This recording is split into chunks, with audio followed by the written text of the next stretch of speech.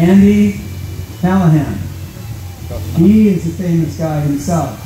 I don't know, he has done a lot to teach about the problem of Islam, and he's got the press out, amazing background in his life. And he's going to introduce Mark Robinson. I want him to comment a little bit about the law that was passed just 15 minutes from here. 15 minutes from here was Marjorie Stoneman High School, which was used to destroy our freedoms. It's being used all over the country right today. They have these kids going out doing all kinds of acts paid by George Soros and promoted by the left. And so it happened just 15 minutes from here. So we're here to stand up for our freedoms, to speak the truth. And so there are some laws that were passed that are very draconian in Florida. Florida was the first state to have concealed carry. Went all over the country. And this state was chosen as place as ground zero to turn that around. We're going to turn around today. So the sun is going to rise for America in sunrise June 30th, 2018. Can I hear an amen for that? Okay, Andy. Hey, thanks. So guys, a couple of things before I introduce my hero, Mark Robinson, to be speaking. Just like David said, 15 minutes away from right here, we had one of the largest failures that has greatly affected every single Second Amendment person in Florida, period. Now, before I get into what exactly happened, I want to give a quick differentiation between the people that failed and the people that didn't. Today, we're surrounded by some of the smartest, most professional, and obviously courageous law enforcement officers that I have ever had to meet. Round of applause for all the guys that are around us today. I'm not saying that lightly, guys. I speak all over the state of Florida. I have spoken to dozens of law enforcement agencies. It's my job as a Second Amendment guy to kind of get along with law enforcement and support law enforcement. But these guys are absolutely phenomenal. But we had a huge failure on behalf of their sheriff, of their leader that was elected here. Sheriff Israel has completely let every person in Florida down. His failure to work through things a little bit differently and then take responsibility for his actions, as a good leader should, absolutely let us down. Here's how. Senate Bill 7026. We know what the media told us about it. How many people here trust the media? You trust the media? You know, absolutely not. Senate Bill 7026 actually has some very devastating problems with it. Number one, I have to ask this. I'm very interactive when I'm talking. Raise your hand if you've ever been divorced. Raise your hand if you've ever been divorced. Raise your hand if your divorce was unpleasant, right? Well, those of us who have been divorced or will go through divorce have to realize that our significant other that we are walking away from and saying, you know what, our lives are not complete right now, they have the ability to go and petition the United States government, the state of Florida, and say, you should not own your guns. And all they have to do is say the right words, and guess what happens? They walk in your house and they take your guns. No due process, no hearing until after the guns have been taken. That's alarming. That's alarming. Now, 1 month after this new law was passed as a result of the Parkland shooting, those of you who don't know, there was another incident in Ocala where a young man grabbed a shotgun. Has everybody heard about this in Ocala? Raise your hand if you've heard about this. Very few of us. A young man grabbed a shotgun, walked into his school in Ocala, Florida, hell-bent on killing as many people as he could. He had a tactical vest on. He had a 16-gauge pump-action shotgun. He runs up the stairs with a guitar case. He puts on his suit in the bathroom. Nobody stops him. He gets out of the bathroom. He walks up to a door, and he puts one round, a slug, through the door, and it strikes a kid. And it puts the fear of God in the shooter. And he feels guilt, and he feels remorse. And you know what? He put that gun down and he gave up to law enforcement. But 1 month after this new law was passed in result of Parkland, it did nothing to stop another school shooter. Nothing. And it will not. The only solution to a bad guy with a gun is a good guy with a gun. Whether that's you or the guys on the outside of us right now, that's it. You cannot stop school shootings with law. The second thing we need to understand is by giving up our rights and giving up our freedoms, we gave another inch. We gave another inch. What happened to this whole not another inch movement? What happened to the not another inch, we won't give another inch? The more we give, the more they take.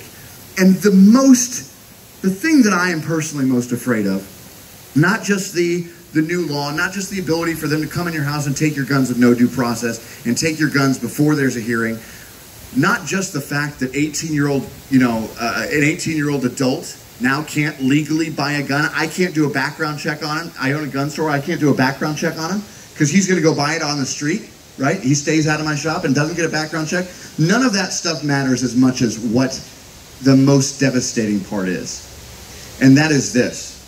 This new law allows any law enforcement agency, period, to come in my gun store at any time, period, and look through my files, and look through my records of who I sold a gun to, and look through my 4473 background checks to find out who bought a gun from me when. That is a clear and direct violation to the Fourth Amendment, unreasonable right. You have a right to unreasonable search or seizure. So not only are they coming after your Second Amendment, they are going to come after the entire Bill of Rights, period. Where's the outcry for the violation of the Fourth Amendment? Where's the outcry for the violation of the First and Second Amendment? We're it. We're it. We must stick together. That's why when you text 2A to 345-345, you're not just entering to win a free, cool little goodie bag. You're connecting with a community of like-minded American patriots across this country who are willing to do what it takes, no matter what the weather is, no matter what the situation is, no matter how hot it is, to stand up and make a difference, to stand up and make change. And that is you, and that's why we're here. Guys, we could not do it without you. And one of the people that inspire me the most, one of the people that I just feel the most passionate about is a guy who literally works at a factory. He is a factory worker with never really, standing up and being an activist. And one day he got so angry and so fed up with the way the world is going. He had no public speaking training or anything like that. He stood up and he made a big difference in the lives of millions of people across the planet. His speeches have been translated into many different languages so that he can help the fight for freedoms in other countries. Guys, it is my privilege, my honor, and the highlight of my career to introduce Mr. Mark Robinson. Round of applause.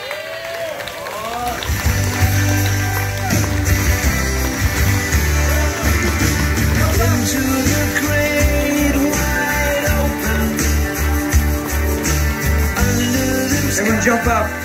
This is great. All the way from North Carolina. You can't imagine what he did. He was, yesterday, his boss said, you're gone all over the country. I mean, really, you got to work.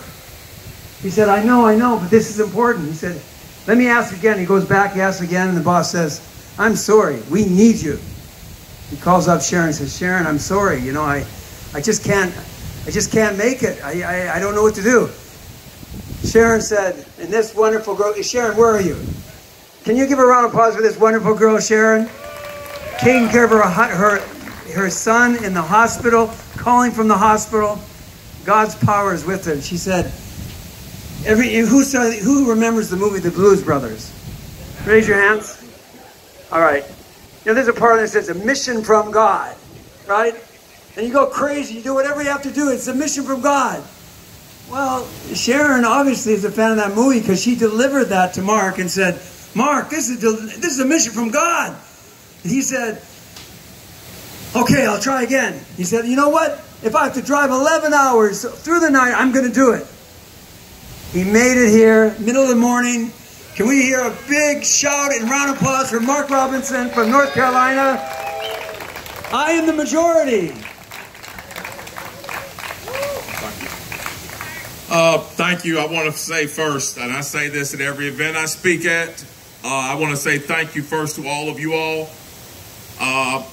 Again, could never imagine that 4-minute speech would bring me such notoriety and, more importantly, inspire so many people.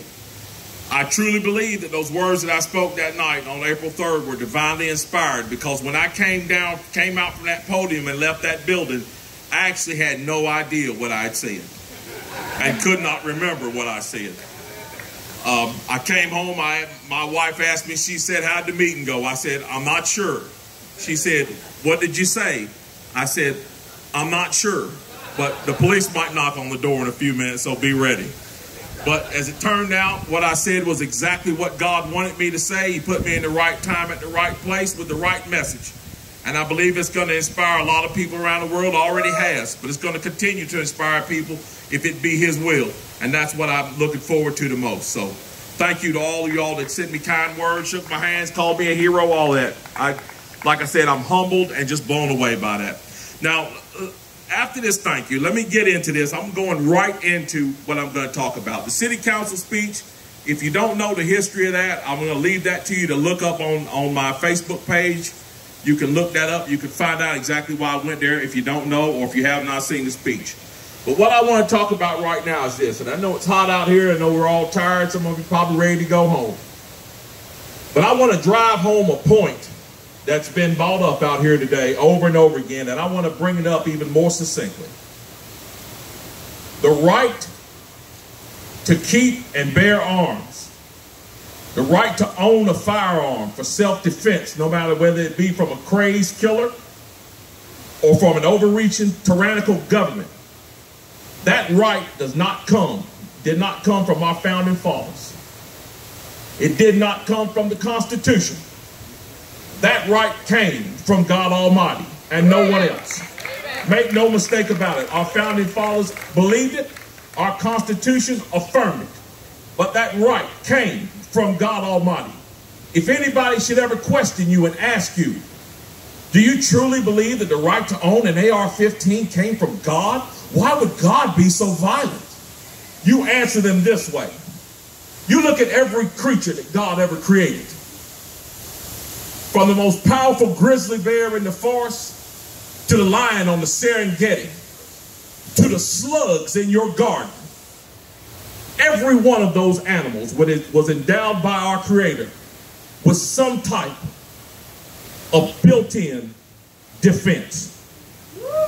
That bear was endowed with giant claws and giant fangs and 35-mile-an-hour speed that could chase you down, by the way, and make you his lunch.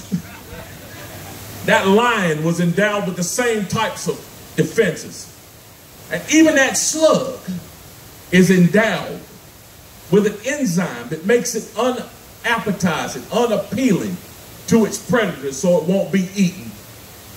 So a tiny slug underneath a brick in your garden has Second Amendment rights, believe it or not. Now you know, if God intended for the slug and the bear and the lion and the cheetah and the chimpanzees and all the animals of his creation to have that right to defense and mechanisms of defense, then you know he wouldn't leave his own unguarded. He gave to man the ability to make complex machines. These cars you see in the parking lot, the planes you see flying overhead.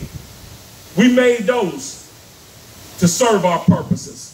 And for the purposes of self-defense, whether anybody might like it or not, we made the AR-15 to protect our family, to protect our homes, and to protect our country from these tyrannical socialists that want to try to strip our rights and turn this place into a socialist hellhole.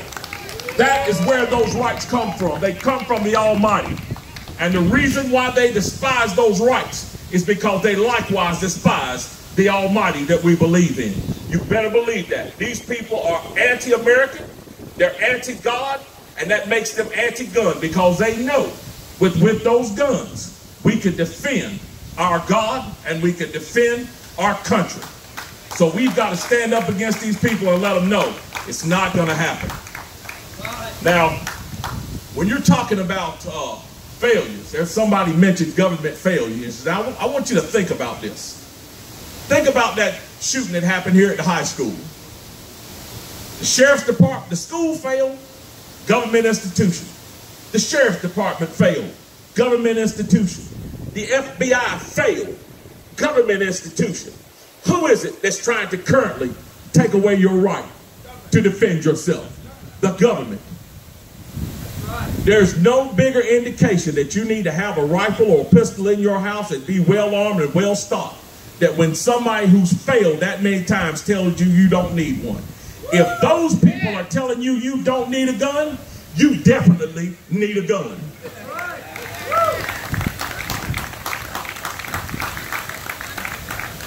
Now, who are these people that we're talking about? I've heard a lot of people talking about, you know, liberals.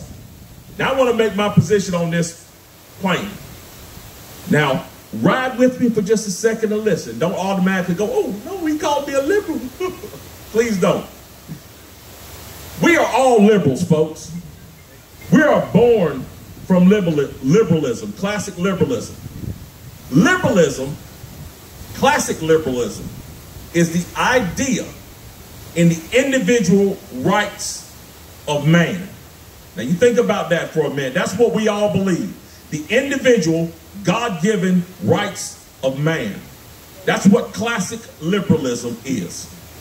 Now that word liberal has been hijacked. And who has it been hijacked by? It has been hijacked by leftists, socialists, and communists. They want everybody to think, oh, we want everything to be fair for everybody and we want to make everybody safe. No, no, no, no.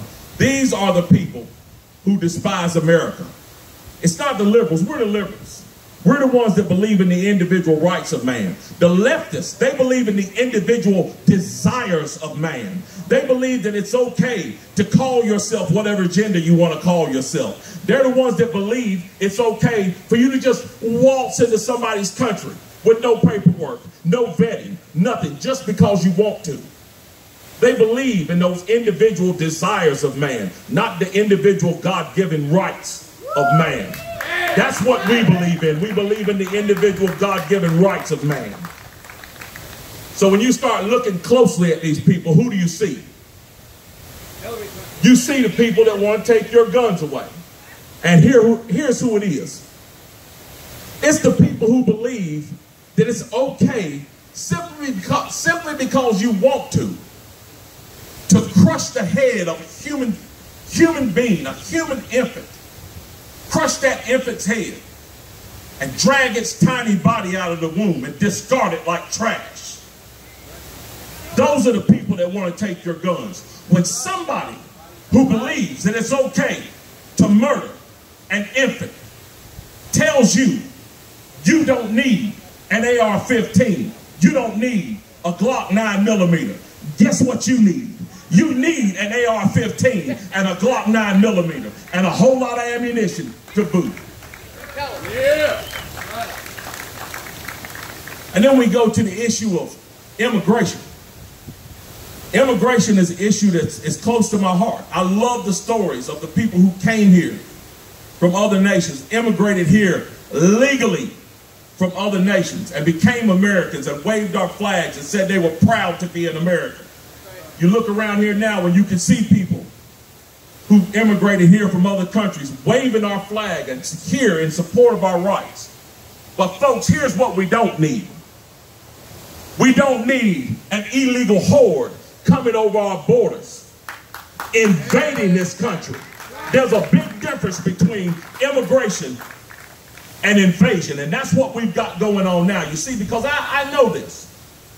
Because I guess you could say I got an inside track on this. The leftists know that the people that look like me are slowly slipping away from their grasp. They're leaving the plantation in droves. They're turning their back on a system that's done nothing but fail over and over and over. They're finally beginning to realize the definition of insanity, which is voting Democratic and expecting a different result other than failure. That's the absolute epitome of the definition of insanity. And thank God, more and more black Americans are waking up and leaving the Democratic political plantation. And they are scared to death of it. That is what is leading them into fully supporting illegal immigration, because they know they need to replace those lost black votes. And the way to do it is through illegal immigration. Bring in the poorest of the poor, the downtrodden of the downtrodden. Bring them in illegally, let them vote 5 times, hand them a few crumbs, and let them vote 5 or 6 times in the same election. That's why they're doing it. Make no mistake about it. But here's the dangerous thing. Along with some of those that are truly seeking freedom and truly seeking asylum and truly seeking a better way of life, guess who's right behind them on their coattails? MS-13, the drug cartels, the same killers and same criminals that these people are running away from are coming right in behind them in this horde. When politicians who tell you that people from countries that are overrun with drugs and crime should be able to come into this country unchecked and unvetted, when they tell you you don't need a gun, guess what you need? You need to get a gun.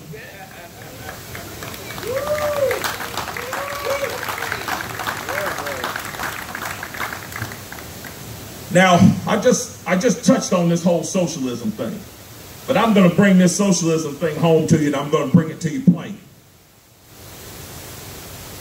We have people in our government right now that absolutely believe in the tenets of Karl Marx and Frederick Engels, and they want to spread the ideology of Karl Marx and Frederick Engels throughout the United States government and, in fact, throughout this country. Folks, we cannot let that happen. The only thing you have to do is take a look back in history and see the dismal, deadly failures of socialism time and time again in every country around this globe.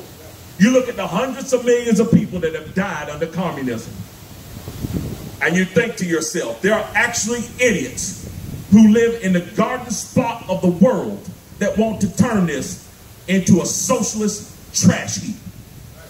Now you think about that for a second. Why would they want to do that? Because in every socialist trash heap, there sits a socialist king or collective of socialist kings. People who continue to live high on the hog while you live down in the slum. People who continue to live in mansions while you're living in a tent. People who get armed bodyguards everywhere they go, while you're at the mercy of criminals and a tyrannical government. Well, folks, I'm here to tell you right now, I don't know about you, but I'm not about to let that happen on my watch. If it means them dragging my dead body off the battlefield, I'm not going to do it. Because I intend to leave my children and my grandchildren the same thing that George Washington and Thomas Jefferson left me, which is a free nation with the rights endowed to us by God. Nothing less will do for me. I'm willing to lay down my life for this cause, folks. And I'm sure all of you all out there are too. So when socialist politicians like this lady up in New York, who believe in the ideology that starved to death millions of people, buried alive millions of people, imprisoned millions of people, destroyed country after country, when those folks tell you you don't need a gun, guess what you need? You need a gun.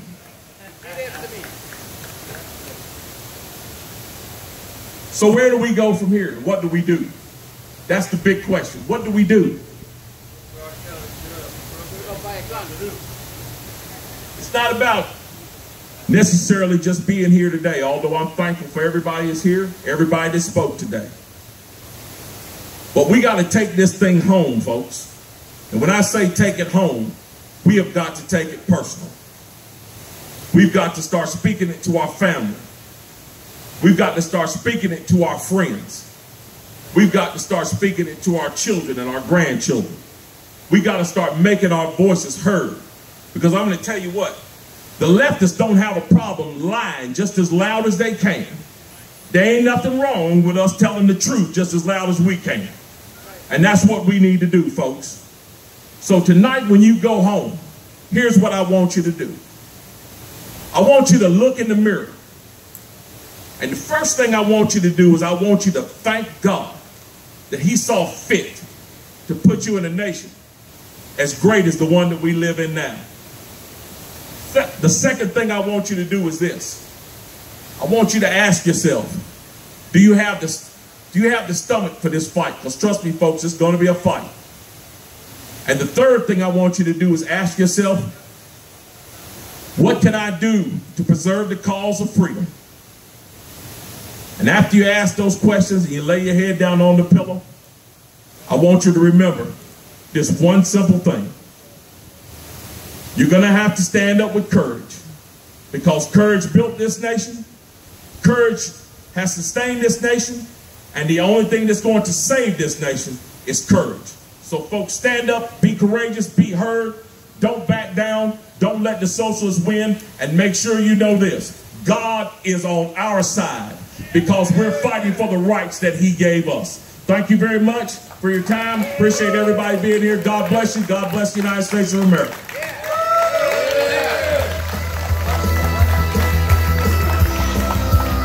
Wow. I hope you guys got that on video. We're going to dismiss right now, but make sure you post that everywhere on the internet.